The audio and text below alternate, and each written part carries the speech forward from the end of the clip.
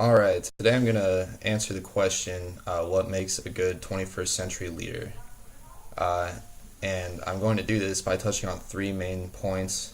The first point is motivation. The second point is how to use conflict effectively. And the last point is different leadership styles. So, Mary Parker Follett was a political scientist in the early 19th century, and she thought that productive organizations must be concerned with desires and motivations of individuals and groups within their organization.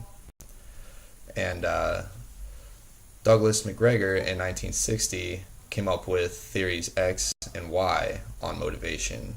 Basically, he thought that theory X was that people disliked work, they were inherently lazy, employees need explicit directions, and employees are not concerned with organizational needs and must be threatened to be productive.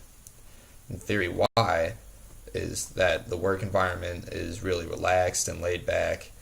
Workers are ambitious, they want responsibility, they're self motivated, they don't need very much supervision, and that they're creative. So, if you can look at theory X and theory Y as sort of being on a spectrum with X at one side and Y on the other, you should find somewhere in between that works at motivating people within your own organization and use that. Another attribute good leaders have is the ability to use conflict within their organization effectively. Parker Follett claimed that conflict is potentially beneficial for organizations, even though a lot of people think that conflict is just negative.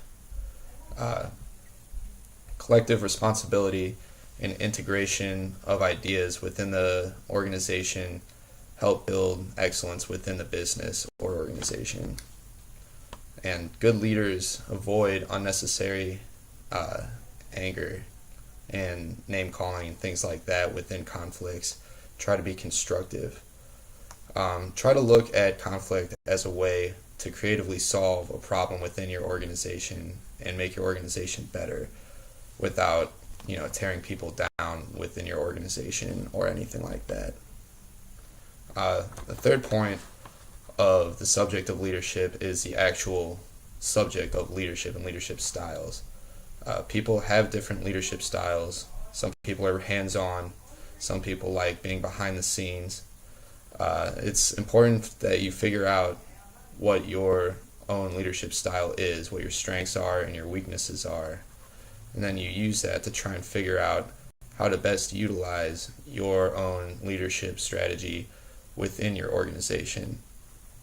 So basically, using motivation, your own leadership style, and using conflicts as a way to help build a better organization are all three ways that you can become a good leader.